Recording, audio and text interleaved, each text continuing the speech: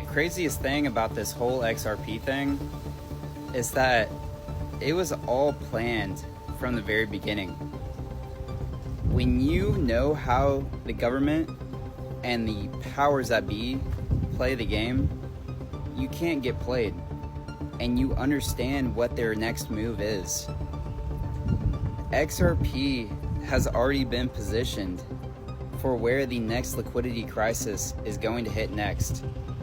I made a video several months ago, back in November, about the next liquidity crisis hitting Japan. Japan is going to cause the reverse carry trade to happen when inflation hits Japan because of the oil crisis happening in Iran. XRP has been placed in Japan, within the central banks of Japan, for 2 years at this point. Why do we think that is? It was never if, it was always when will XRP be implemented? When will XRP be needed?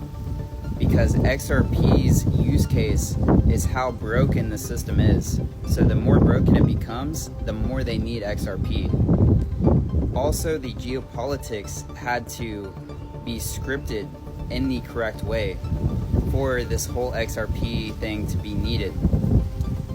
Perfect example in Japan and in Iran for when Iran shuts down the Strait of Hormuz. This is all happening in real time, guys. This is the best time to be an XRP holder. And I just want to say one last thing.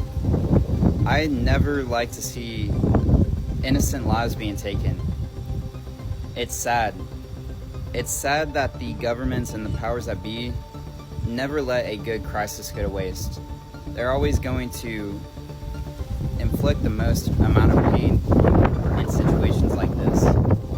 This is why we need to take sovereignty and back into our own hands. This is why we need to choose which path we want to take right now. This is why XRP is going to be so valuable in the future, because it will allow so many people to have sovereignty.